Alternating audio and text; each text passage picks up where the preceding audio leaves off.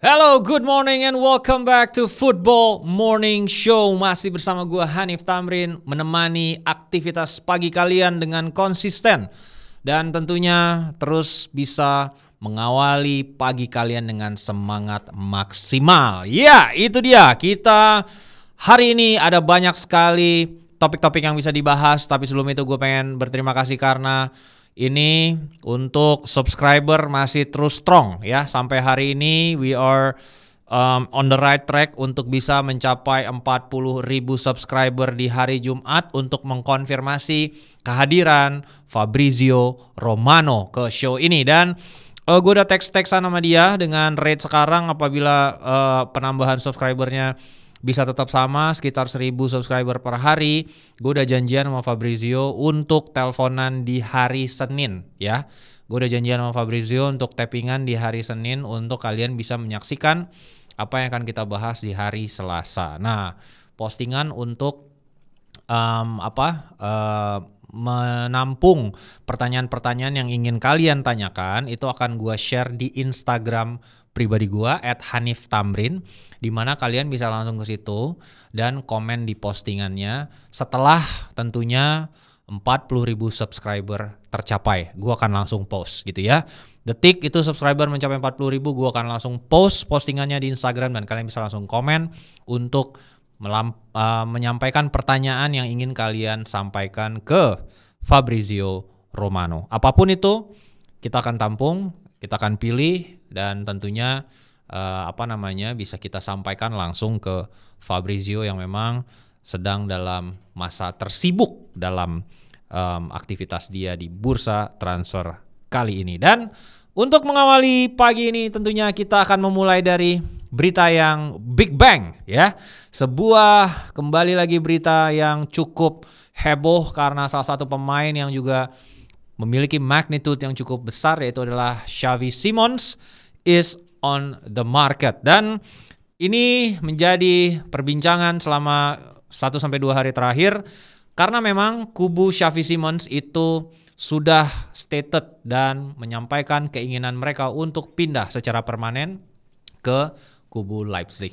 Dan dengan konfirmasi ini mulailah beberapa tim-tim besar mencoba mengeksplor opportunity untuk bisa mengakuisisi seorang Xavi Simons. Nah, uniknya di mana tim-tim lain sedang dalam masa eksplorasi, kawan kita Chelsea ini langsung gercep.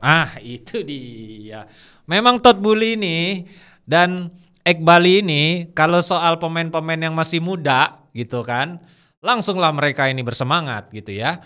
Dan komunikasi sudah dijembatani antara kubu Chelsea dengan sang agen pemain untuk menjelaskan seperti apa proyek jangka panjang yang sedang mereka bangun bersama Chelsea. Dan dari berita yang sudah disampaikan oleh Fabrizio itu kubu dari Xavi Simons sangat tertarik untuk bergabung dengan proyek jangka panjang Chelsea. Nah, jadi ini udah ada one foot at the door namanya. Jadi Chelsea ini curi start ya, di mana tim-tim lain masih mencoba eksplorasi kira-kira berapa nih gitu kan. Mungkin mau lihat harga marketnya berapa, kemudian permintaan gajinya apakah ini worth it atau enggak. Dalam masa eksplorasi Chelsea langsung ngobrol gitu kan.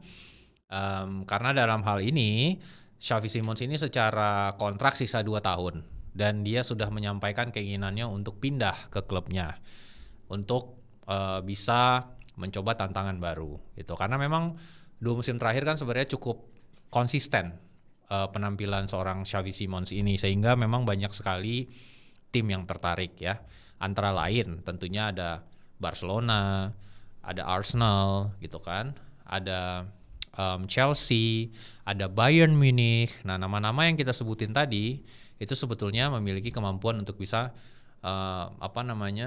membuat Xavi Simons tentunya tertarik untuk bergabung ke klub-klub besar ini. Tapi dalam hal ini Chelsea mencuri start untuk bisa langsung berkomunikasi dengan camp sang pemain untuk menjelaskan proyek jangka panjang dari Enzo Maresca dan Clear Lake Capital bersama Todd Boehly. Nah, dari kurang lebih ekspektasi harga yang ingin didapatkan oleh Leipzig itu ekspektasinya sekitar 50 sampai 60 juta euro gitu kan. Nah, itu definitely adalah sebuah harga yang bisa dikeluarkan oleh klub-klub yang gue sebutin tadi ya. Baik itu Arsenal, baik itu Bayern Munich, baik itu Chelsea. Cuman mungkin secara khusus ada beberapa faktor yang membuat apakah transfer ini bisa terjadi. Dalam hal ini secara khusus yang memang sudah melakukan komunikasi itu Chelsea, memang masih menunggu beberapa outgoings. Contohnya pemain-pemain yang berada di posisi yang sama dengan Xavi Simons. Contohnya seperti Christopher Nkunku ya. Ini udah menjadi surplus of requirements, sudah 2 musim juga dia tidak flourish, dia tidak tampil signifikan dan memberikan dampak terhadap tim. Lebih banyak main sebagai pemain pengganti, tidak benar-benar bisa mengconvince Enzo Maresca untuk memainkan dia over misalnya Enzo Fernandez atau Cole Palmer di posisi nomor 10. Itu membuat Chelsea tengah mempertimbangkan untuk mencoba menjual seorang Christopher Nkunku gitu untuk bisa mendapatkan recoup dari sekitar 70 juta euro yang sudah dikeluarkan untuk mendatangkan Nkunku ke Chelsea pada saat dia dibeli. Nah, berikutnya juga ada beberapa nama seperti Carly Chukwuemeka yang juga sebenarnya posisinya sama, attacking midfielder, tapi karena cedera yang sempat dia alami tidak benar-benar bisa cement satu place di starting 11. Nah, ini 2 outgoings yang dibutuhkan agar Chelsea lebih leluasa. Terlepas sebenarnya Chelsea nggak harus benar-benar melepas dulu untuk membeli. Mereka dalam posisi finansial yang bisa langsung membeli, tidak hanya karena habis menjual Noni Madueke, tapi juga hadiah dari partisipasi dan menjuarai klub World Cup yang mereka terima itu sangat-sangat besar. Jadi sebenarnya mereka bisa langsung beli. Cuman permasalahannya adalah Enzo Maresca itu dan manajemen Chelsea ingin menghindari berada dalam situasi memiliki 3 attacking midfielder di satu posisi yang sama, sehingga jadinya terlalu menumpuk dan banyak sekali pemain yang mungkin ketika hari pertandingan itu nggak bisa masuk dalam DSP, daftar susunan pemain. Harus ada yang akhirnya ditinggalin di rumah, dan tentunya itu bukanlah sebuah situasi yang nyaman untuk dialami oleh seorang pelatih. Makanya Guardiola kemarin bahkan secara spesifik udah stated dia hanya ingin bekerja dengan 21 orang squad pada musim ini. Nah, kita semua tahu musim lalu banyak banget first team yang sebenarnya menumpuk di Chelsea dan harus akhirnya dipinjamkan ke banyak sekali klub. Nah, ini pengen diselesaikan idealnya oleh manajemen Chelsea sebelum mereka melakukan kontak antar klub dari kubu Chelsea ke Leipzig. Tetapi kabarnya dalam 1-2 hari ini Chelsea akan melakukan kontak resmi ke klub untuk bisa mengeksplor ekspektasi dari berapa harga yang diinginkan oleh Leipzig untuk bisa melepas seorang Xavi Simons. Tapi given that bahwasannya belum banyak tim atau pesaing yang ingin melakukan kontak resmi kepada Leipzig untuk menseriusi opportunity mendatangkan Xavi Simons, nah itu membuat mungkin ada sedikit leeway waktu bagi Chelsea untuk melepas dulu beberapa pemain sebelum akhirnya melakukan penawaran resmi ke Leipzig. Nah, kurang lebih seperti itu situasinya saat ini terkait Xavi Simons. Kita akan segera update dalam beberapa hari ke depan dan mungkin kita bisa tanya lebih detail lagi ke Fabrizio Romano hari Senin. Asumsi subscribernya sudah mencapai 40.000. Oke, itu di topik yang pertama untuk fans Chelsea. Sebuah berita positif dan angin segar tentunya. Dan memang Xavi Simons juga sudah tampil cukup konsisten 2 musim terakhir, terutama musim kemarin dia bikin 33 penampilan, 11 gol dan 8 assist. Dia juga tampil cukup gemilang di Euro 2 tahun yang lalu. Jadi ya menurut gua ini adalah pemain yang memang masih muda dan punya potensi yang sangat-sangat besar untuk bisa menjadi salah satu attacking midfielder yang kelas dunia gitu ya. Oke, berikutnya kita maju ke Spanyol ya. Ini ada beberapa topik menarik yang pengen gue ajak para fans Barcelona untuk berdiskusi ya. Ini mungkin banyak yang salah paham di TikTok ketika gue nge-jinx Barcelona. Itu kan kalau jinx itu kan by request. Jadi siapa yang nyawer itu tim yang gue jinx gitu. Nah, banyak yang motong live reaction gue dan akhirnya pada bilang gue fansnya Madrid. Nah mungkin orang-orang TikTok jarang nonton live YouTube-nya gue ya selama ini live reaction-nya, jadi mereka nggak tahu gue mendukung tim siapa. However, in this specific topics, gue pengen berbicara secara secara adil dan proporsional untuk topik yang pengen gue sampaikan ini. Karena ini topiknya berulang, teman-teman. Topik ini adalah topik yang selalu kita bicarakan itu kalau nggak salah 3 musim terakhir. Bahwasannya sebelum kompetisi dimulai, Barcelona selalu kesulitan untuk meregister pemain barunya. Gitu. Nah, episode kemarin kita kan baru aja membahas tentang resminya Marcus Rashford dipinjam oleh Barcelona dari Manchester United. Pertanyaannya sekarang, bisa nggak Barcelona meregister seorang Marcus Rashford? Itu pertanyaan yang lebih susah buat dijawab menurut gua. Kenapa? Karena gini my friend, La Liga ini kan punya aturan 1:1 ya. Jadi kalau lu pengen belanja 100 juta, lu harus bikin revenue 100 juta ya. Intinya lu gak boleh besar pasak daripada tiang.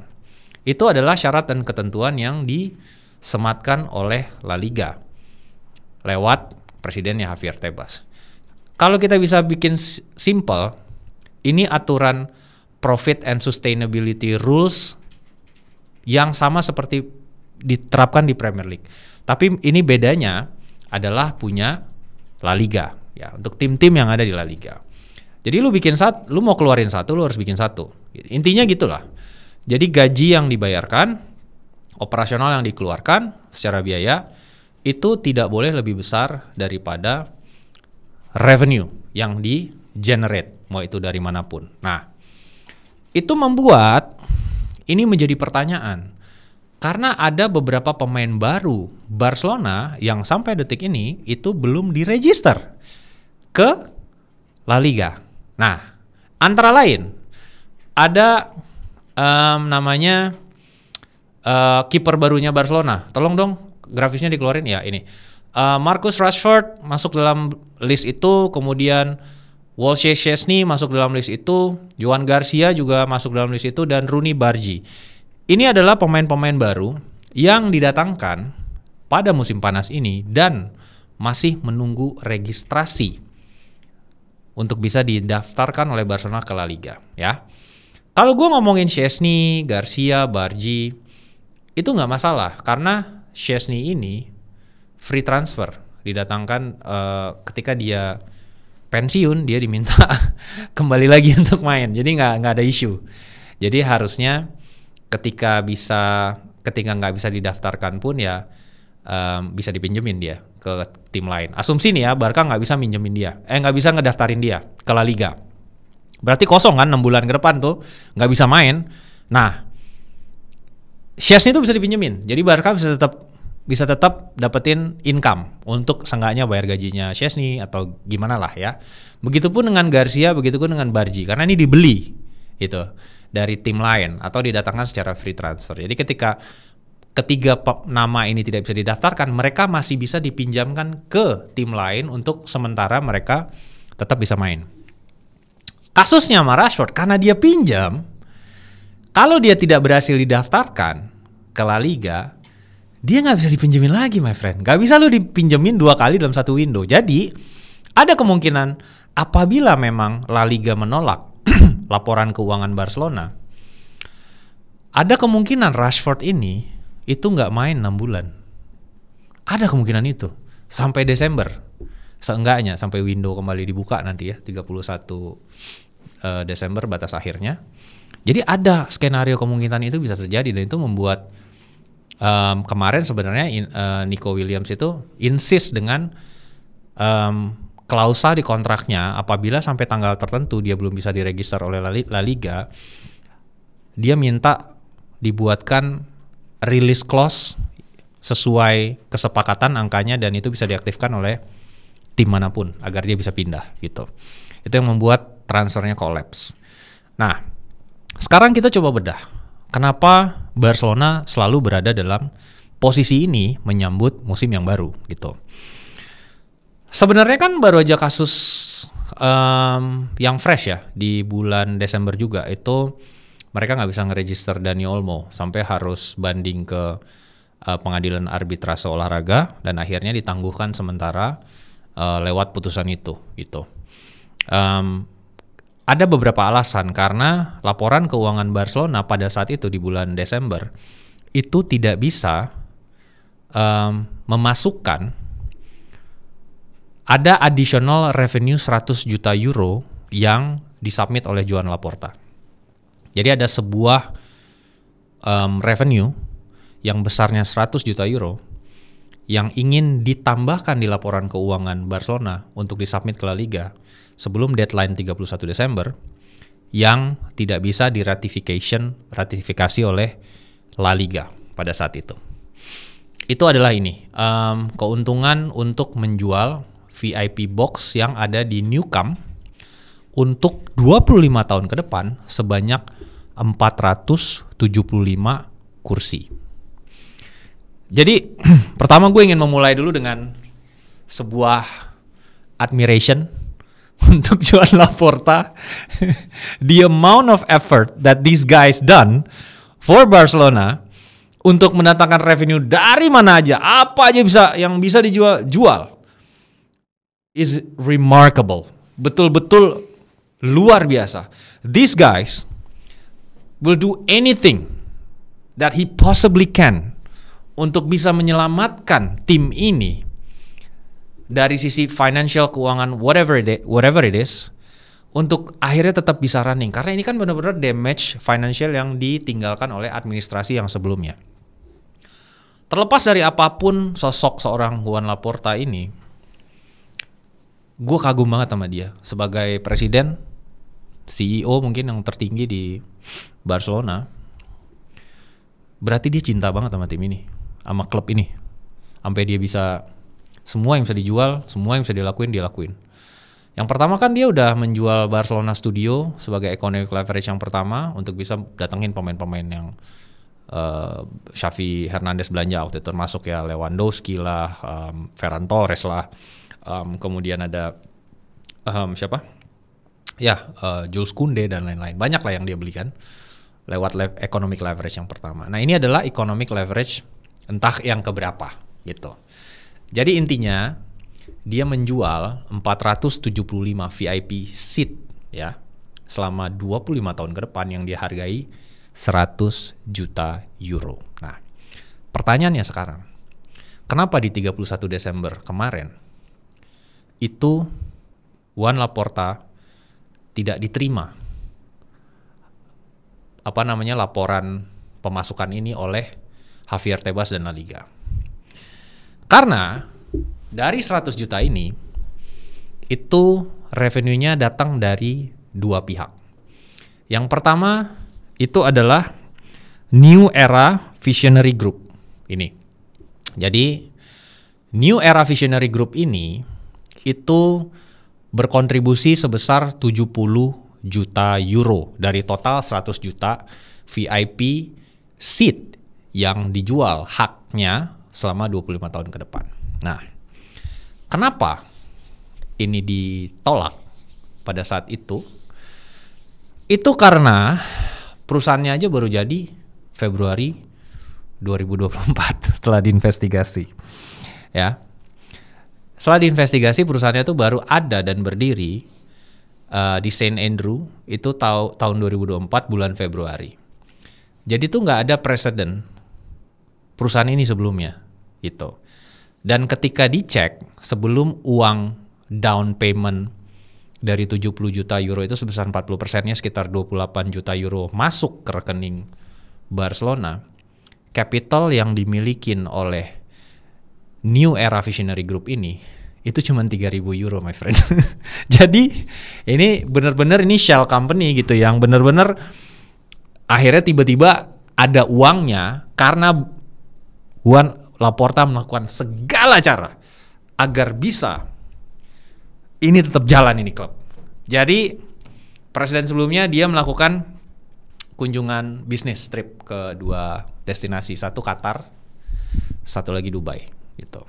Pulang dari situ tiba-tiba ada kerjasama antara Barcelona dengan New Era Visionary Group. Nah, di press release-nya Barcelona menjelaskan bahwasannya New Era Visionary Group ini akan menjadi official telecommunication club. Jadi kayak kartu providernya resminya Barcelona gitu, dalam bentuk sponsorship dan juga hak untuk 475 kursi VIP selama 25 tahun ke depan. Dalam hal ini New Era Visionary Group itu bekerjasama dengan Orange, sebuah provider company di Eropa sana gitu. Dimana sebelumnya udah ada 2 provider lain yang sudah mengeksplor opportunity untuk bisa menjadi official telecommunication club bersama Barcelona, yang udah terdaftar di kayak bursa efeknya di sana lah di Eropa yang legit gitu, udah punya historical puluhan tahun menjadi company public, lebih transparan. Akhirnya dikalahkan oleh New Era Visionary Group in collaboration dengan Orange gitu. Nah, itu yang menjadi basis dari La Liga dan Tebas pada saat itu tidak bisa menerima revenue ini. Nah, itu pun submissionnya telat. Bukan telat sih, kayak mepet banget lah. Di 31 Desember jam hampir 23.59 submission bukti dari transfer 28 juta euro itu masuk ke rekening Barcelona gitu. Nah, yang menjadi permasalahan juga, ada 2 newspaper di Spanyol yang melakukan investigasi penuh terhadap New Era Visionary Group ini.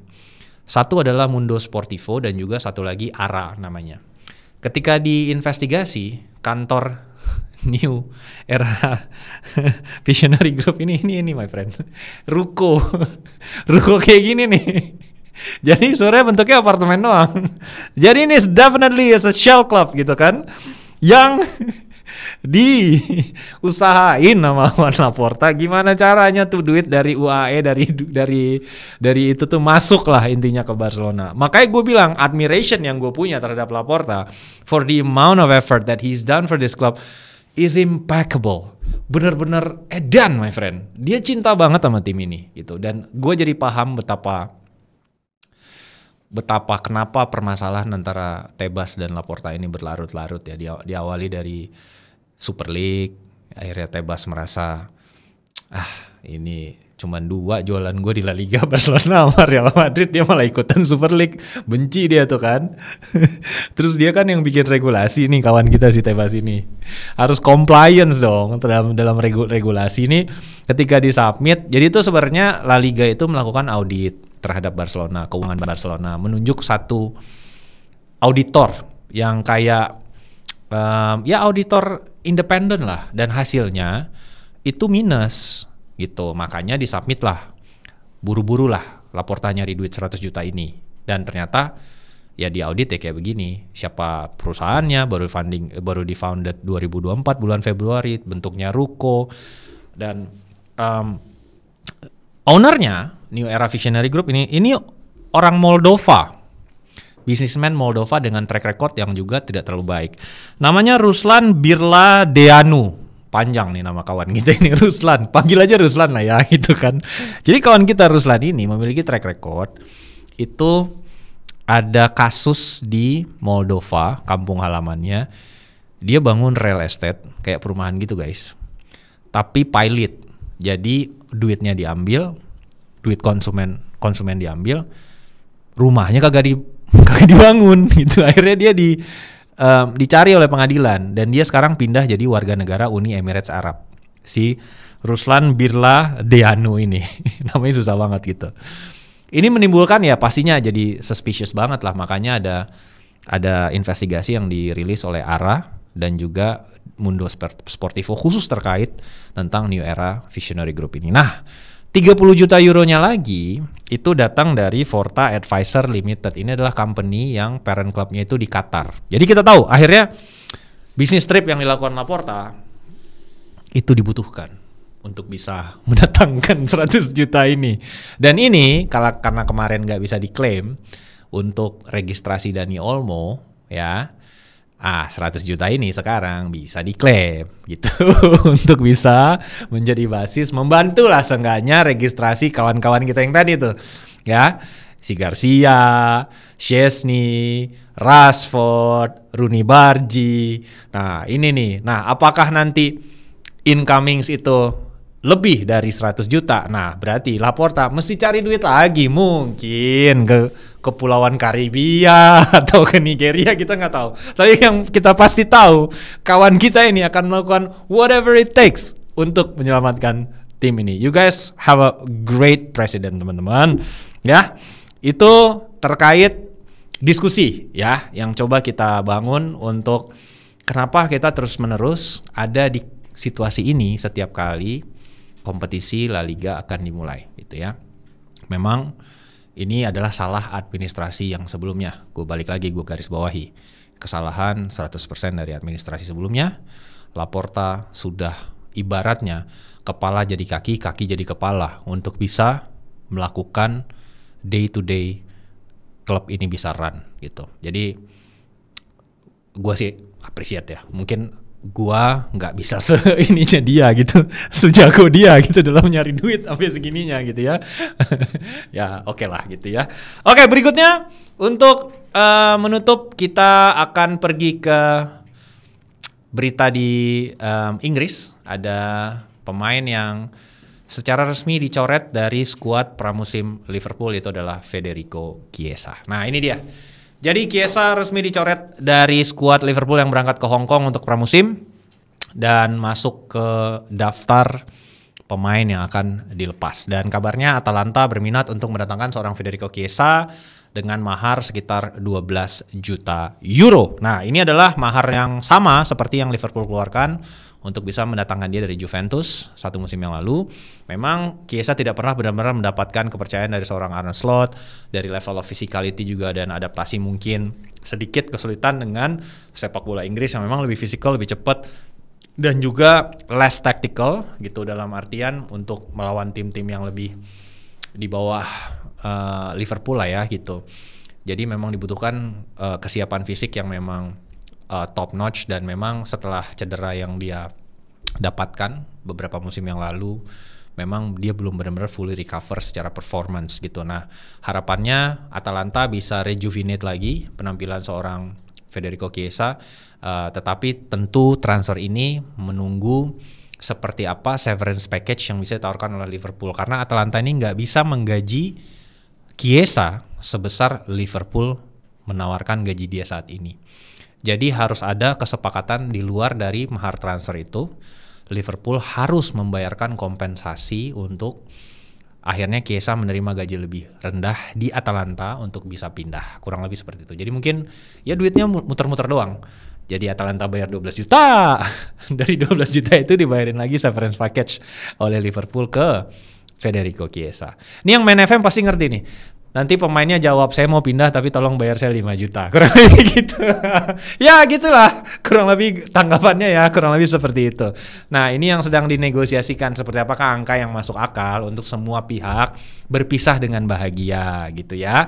Dan Chiesa ini kan sebenarnya disiapkan untuk pengganti Ademola Lookman yang juga memang sekarang proses transfernya ke Inter Milan hampir mendekati final gitu.